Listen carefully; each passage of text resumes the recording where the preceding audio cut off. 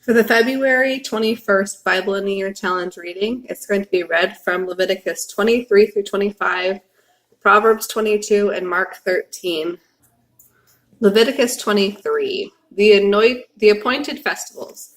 The Lord said to Moses, "Give the Israelites instructions regarding the Lord's anointed festivals, the days when all of you will be summoned to worship me. You may work for 6 days each week, but on the seventh day, all work must come to a complete stop. It is the Lord's Sabbath day of complete rest, a holy day to assemble for worship. It must be observed wherever you live. In addition to the Sabbath, the Lord has established festivals, the holy occasions to be observed at the proper time each year. Passover and the festival of unleavened bread. First comes the Lord's Passover, which begins at twilight on its appointed day in early spring. Then the day after the Passover celebration, the festival of unleavened bread begins. This festival to the Lord continues for 7 days, and during that time all the bread you eat must be made without yeast. On the first day of the festival, all the people must stop their regular work and gather for a sacred assembly. On each of the next 7 days, the peoples must present an offering to the Lord by fire. On the seventh day, the people must again stop all their regular work to hold a sacred assembly. The festival of first fruits. Then the Lord said to Moses to give these instructions to the Israelites. When you arrive in the land I am giving you and you harvest your first crops, bring the priest some grain from the first portion of your grain harvest. On the day after the Sabbath, the priest will lift it up before the Lord so it may be accepted on your behalf. That same day you must sacrifice a year-old male lamb with no physical defects as a whole burnt offering to the Lord. A grain offering must accompany it, consisting of 3 quarts of choice flour mixed with olive oil. It will be an offering given to the Lord by fire, and it will be very pleasing to him. Along with this sacrifice, you must also offer 1 quart of wine as a drink offering. Do not eat any bread or roasted grain or fresh kernels on that day until after you have brought this offering to your God. This is a permanent law for you, and it must be observed wherever you live. The festival of harvest. From the day after the Sabbath, the day the bundle of grain was lifted up as an offering, count off 7 weeks. Keep counting until the day after the 7th Sabbath, 50 days later, and bring an offering of new grain to the Lord. From wherever you live, bring 2 loaves of bread to be lifted up before the Lord as an offering. These loaves must be baked from 3 quarts of choice flour that contains yeast. They will be an offering to the Lord for the first of your crops. Along with this bread, present 7 one-year-old lambs with no physical defects, 1 bull, and 2 rams as burnt offerings to the Lord. These whole burnt offerings, together with the accompanying grain offering and drink offerings, will be given to the Lord by fire and will be pleasing to him. Then you must offer 1 male goat as a sin offering and 2 one-year-old male lambs as a peace offering. The priest will lift up these offerings before the Lord, together with the loaves representing the first of your later crops. These offerings are holy to the Lord and will belong to the priests. That same day you must stop all your regular work and gather for a sacred assembly. This is a permanent law for you, and it must be observed wherever you live. When you harvest the crops of your land, do not harvest the grain along the edges of your fields, and do not pick up what the harvesters drop. Leave it for the poor and the foreigners living among you. I, the Lord, am your God. The festival of trumpets. The Lord told Moses to give these instructions to the Israelites. On the appointed day in early autumn, you are to celebrate a day of complete rest. All your work must stop on that day. You will call the people to a sacred assembly, the festival of trumpets, with loud blasts from a trumpet. You must do no regular work on that day. Instead, you are to present offerings to the Lord by fire. The Day of Atonement. Then the Lord said to Moses, remember that the Day of Atonement is to be celebrated on the 9th day after the Festival of Trumpets. On that day you must humble yourselves, gather for a sacred assembly, and present offerings to the Lord by fire. Do no work during that entire day, because it is the Day of Atonement, when atonement will be made for you before the Lord your God, and payment will be made for your sins. Anyone who does not spend that day in humility will be cut off from the community, and I will destroy anyone among you who does any kind of work on that day. You must do no work at all. This is a permanent law for you, and it must be observed wherever you live. This will be a Sabbath day of total rest for you, and on that day you must humble yourselves. This time of rest and fasting will begin the evening before the Day of Atonement and extend until evening of that day. The Festival of Shelters. And the Lord said to Moses, tell the Israelites to begin the Festival of Shelters on the 5th day after the Day of Atonement. This festival to the Lord will last for 7 days. It will begin with a sacred assembly on the first day, and all your regular work must stop. On each of the 7 festival days you must present offerings to the Lord by fire. On the 8th day you must gather again for a sacred assembly and present another offering to the Lord by fire. This will be a solemn closing assembly, and no regular work may be done that day. These are the Lord's appointed annual festivals. Celebrate them by gathering in sacred assemblies to present all the various offerings to the Lord by fire. Whole burnt offerings and grain offerings, sacrificial meals and drink offerings, each on its proper day. These festivals must be observed in addition to the Lord's regular Sabbath days. And these offerings must be given in addition to your personal gifts, the offerings you make to accompany your vows, and any freewill offerings that you present to the Lord. Now on the first day of the Festival of Shelters, after you've harvested all the produce of the land, you will begin to celebrate this 7-day festival to the Lord. Remember that the first day and closing 8th day of the festival will be days of total rest. On the first day, gather fruit from citrus trees, and collect palm fronds and other leafy branches and willows that grow by the streams. Then rejoice before the Lord your God for 7 days. You must observe this 7-day festival to the Lord every year. This is a permanent law for you, and it must be kept by all future generations. During the 7 festival days, all of you who are Israelites by birth must live in shelters. This will remind each new generation of Israelites that their ancestors had to live in shelters when I rescued them from the land of Egypt. I, the Lord, am your God. So Moses gave these instructions regarding the annual festivals to the Lord, the annual festivals of the Lord to the Israelites. Okay. Chapter 24. Pure oil and holy bread. The Lord said to Moses, command the people of Israel to provide you with pure olive oil for the lampstand so it can be kept burning continually. Aaron will set it up outside the inner curtain of the most holy place in the tabernacle and must arrange to have the lamps tended continually from evening until morning before the Lord. This is a permanent law for you, and it must be kept by all future generations. The lamps on the pure gold lampstand must be tended continually in the Lord's presence. You must bake 12 loaves of bread from choice flour, using 3 quarts of flour for each loaf. Place the bread in the Lord's presence on the pure gold table, and arrange the loaves in 2 rows with 6 in each row. Sprinkle some pure frankincense near each row. It will serve as a token offering to be burned in place of the bread as an offering given to the Lord by fire. Every Sabbath day, this bread must be laid out before the Lord on behalf of the Israelites as a continual part of the covenant. The loaves of bread belong to Aaron and his male descendants, who must eat them in a sacred place, for they represent a most holy portion of the offering given to the Lord by fire. An example of just punishment. One day a man who had an Israelite mother and an Egyptian father got into a fight with one of the Israelite men. During the fight, this son of the Israelite woman blasphemed the Lord's name. So the man was brought to Moses for judgment. His mother's name was Shelomith. She was the daughter of Debri of the tribe of Dan. They put the man in custody until the Lord's will in the matter should become clear. Then the Lord said to Moses, take the blasphemer outside the camp and tell all those who heard him to lay their hands on his head. Then let the entire community stone him to death. Say to the people of Israel, those who blaspheme God will suffer the consequences of their guilt and be punished. Anyone who blasphemes the Lord's name must be stoned to death by the whole community of Israel. Any Israelite or foreigner among you who blasphemes the Lord's name will surely die. Anyone who takes another person's life must be put to death. Anyone who kills another person's animal must pay it back in full, a live animal for the animal that was killed. Anyone who injures another person must be dealt with according to the injury inflicted. Fracture for fracture, eye for eye, tooth for tooth. Whatever anyone does to hurt another person must be paid back in kind. Whoever kills an animal must make full restitution, but whoever kills another person must be put to death. These same regulations apply to Israelites by birth and foreigners who live among you. I, the Lord, am your God. After Moses gave all these instructions to the Israelites, they led the blasphemer outside the camp and stoned him to death, just as the Lord had commanded Moses. And chapter 25. The Sabbath year. While Moses was on Mount Sinai, the Lord said to him, Give these instructions to the Israelites. When you have entered the land I am giving you as an inheritance, the land itself must observe a Sabbath to the Lord every 7th year. For 6 years you may plant your fields and prune your vineyards and harvest your crops, but during the 7th year the land will enjoy a Sabbath year of rest to the Lord. Do not plant your crops or prune your vineyards during that entire year, and don't store away the crops that grow naturally or process the grapes that grow on your unpruned vines. The land is to have a year of total rest, but you, your male and female slaves, your hired servants, and any foreigners who live with you may eat the produce that grows naturally during the Sabbath year. And your livestock and the wild animals will also be allowed to eat of the land's bounty.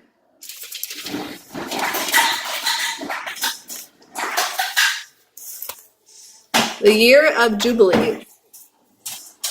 In addition, you must count off 7 Sabbath years, 7 years times 7, adding up to 49 years in all.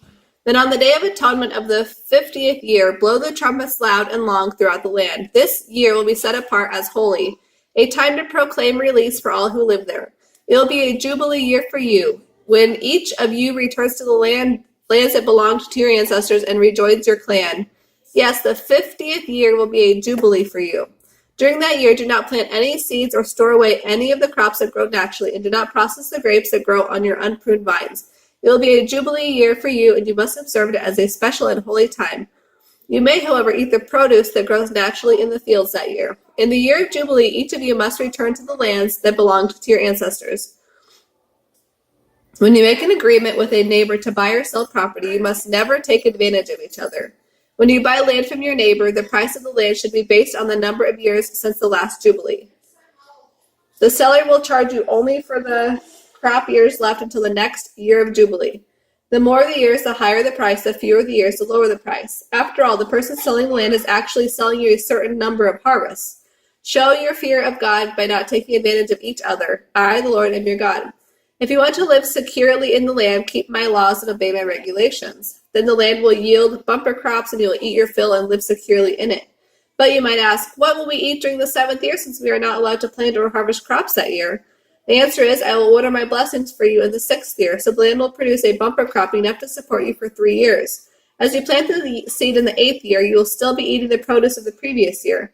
In fact, you will eat from the old crop until the new harvest comes in the 9th year. And remember, the land must never be sold on a permanent basis, because it really belongs to me. You are only foreigners and tenants living with me. Redemption of property. With every sale of land, there must be a stipulation that the land can be redeemed at any time. If any of your Israelite relatives go bankrupt and are forced to sell some inherited land, then a close relative, a kinsman redeemer, may buy it back for them. If there is no one to redeem the land but the person who sold it manages to get enough money to buy it back, then that person has the right to redeem it from the one who bought it. The price of the land will be based on the number of years until the next year of Jubilee. After buying it back, the original owner may then return to the land. But if the original owner cannot afford to redeem it, then it will belong to the new owner until the next year of Jubilee. In the Jubilee year, the land will be returned to the original owner. Anyone who sells a house inside a walled city has the right to redeem it for a full year after its sale. During that time, the seller retains the right to buy it back. But if it is not redeemed within a year, then the house within the walled city will become the permanent property of the buyer. It will not be returned to the original owner in the year of Jubilee. But a house in a village, a settlement without fortified walls, will be treated like property in the open fields. Such a house may be redeemed at any time and must be returned to the original owner in the year of Jubilee. The Levites always have the right to redeem any house they have sold within the cities belonging to them. And any property that can be redeemed by the Levites, all houses within the Levitical cities must be returned in the year of Jubilee. After all, the cities reserved for the Levites are the only property they own in all Israel. The strip of pasture land around each of the Levitical cities may never be sold. It is their permanent ancestral property. Redemption of the poor and enslaved. If any of your Israelite relatives fall into poverty and cannot support themselves, support them as you would a resident foreigner and allow them to live with you. Do not demand an advance or charge interest on the money you lend them. Instead, show your fear of God by letting them live with you as your relatives. Remember, do not charge your relatives interest on anything you lend them, whether money or food. I, the Lord, am your God, who brought you out of Egypt, to give you the land of Canaan and to be your God. If any of your Israelite relatives go bankrupt and sell themselves to you, do not treat them as slaves. Treat them instead as hired servants or as resident foreigners who live with you, and they will serve you only until the year of Jubilee. At that time, they and their children will no longer be obligated to you, and they will return to their clan and ancestral property. The people of Israel are my servants, whom I brought out of the land of Egypt, so they must never be sold as slaves. Show your fear of God by treating them well. Never exercise your power over them in a ruthless way. However, you may purchase male or female slaves from among the foreigners who live among you. You may also purchase the children of such resident foreigners, including those who have been born in your land. You may treat them as your property, passing them on to your children as a permanent inheritance. You may treat your slaves like this, but the people of Israel, your relatives, must never be treated this way. If a resident foreigner becomes rich, and if some of your Israelite relatives go bankrupt and sell themselves to such a foreigner, they still retain the right of redemption. They may be bought back by a close relative, an uncle, a nephew, or anyone else who is closely related. They may also redeem themselves if they can get the money. The price of their freedom will be based on the number of years left until the next year of Jubilee. Whatever it would cost to hire a servant for that number of years. If many years still remain, they will repay most of what they received when they sold themselves. If only a few years remain until the year of Jubilee, then they will repay a relatively small amount for their redemption. The foreigner must treat them as servants hired on a yearly basis. You must not allow a resident foreigner to treat any of your Israelite relatives ruthlessly. If any Israelites have not been redeemed by the time the year of the Jubilee arrives, then they and their children must be set free at that time. For the people of Israel are my servants, whom I have brought out of the land of Egypt. I, the Lord, am your God. Proverbs 22. Choose a good reputation over great riches, for being held in high esteem is better than having silver or gold. The rich and the poor have this in common. The Lord made them both. A prudent person foresees the danger ahead and takes precautions. The simpleton goes blindly on and suffers the consequences. True humility and fear of the Lord lead to riches, honor, and long life. The deceitful walk a thorny, treacherous road. Whoever values life will stay away. Teach your children to choose the right path, and when they are older, they will remain upon it. Just as the rich rule the poor, so the borrower is servant to the lender. Those who plant seeds of injustice will harvest disaster, and their reign of terror will end. Blessed are those who are generous, because they feed the poor. Throughout the mocker and fighting, quarrels and insults will disappear. Anyone who loves a pure heart and gracious speech is the king's friend. The Lord preserves knowledge, but he ruins the plans of the deceitful. The lazy person is full of excuses, saying, "If I go outside, I might meet a lion in the street and be killed." The mouth of an immoral woman is a deep pit. Those living under the Lord's displeasure will fall into it. A youngster's heart is filled with foolishness, but discipline will drive it away. A person who gets ahead by oppressing the poor or by showering gifts on the rich will end in poverty.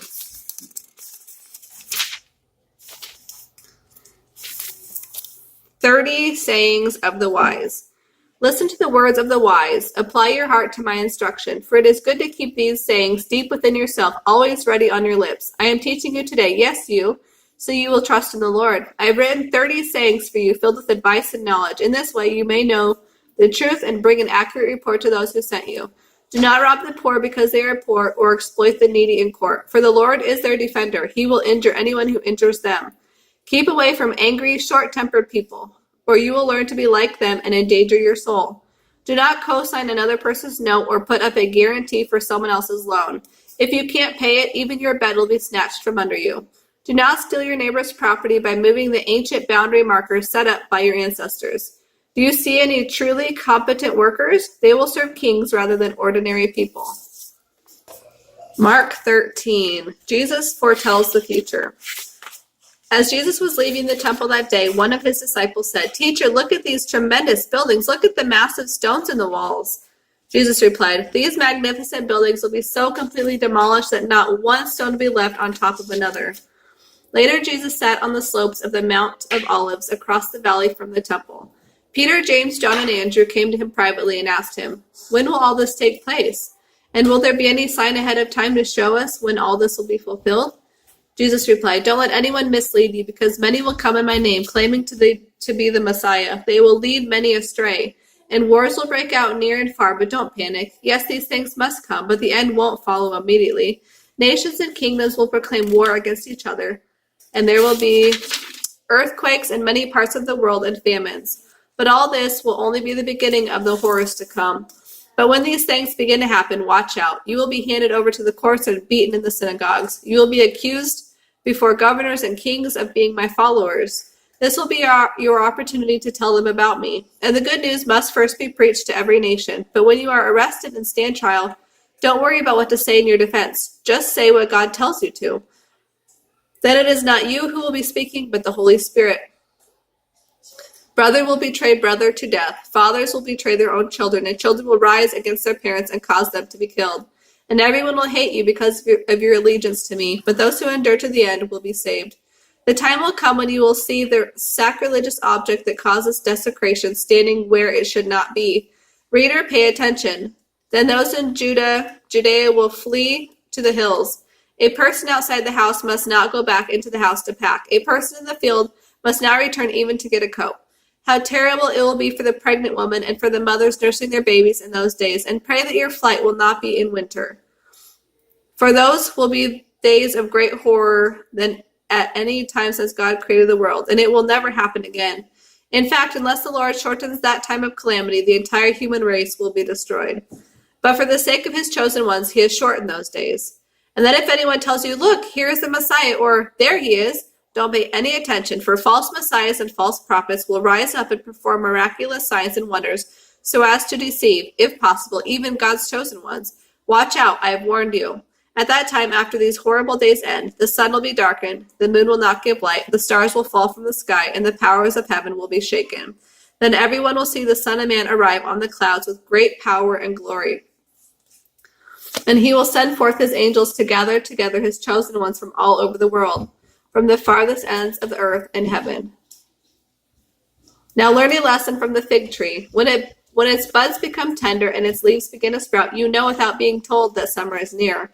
Just so, when you see the events I've described beginning to happen, you can be sure that his return is very near, right at the door. I assure you, this generation will not pass from the scene until all these events have taken place. Heaven and earth will disappear, but my words will remain forever. However, no one knows the day or hour when these things will happen, not even the angels in heaven or the Son himself. Only the Father knows, and since you don't know when they will happen, stay alert and keep watch. The coming of the Son of Man can be compared with that of a man who left home to go on a trip. He gave each of his employees instructions about the work they were to do, and he told the gatekeeper to watch for his return. So keep a sharp lookout, for you do not know when the homeowner will return, at evening, midnight, early dawn, or late daybreak. Don't let him find you sleeping when he arrives without warning. What I say to you, I say to everyone, watch for his return.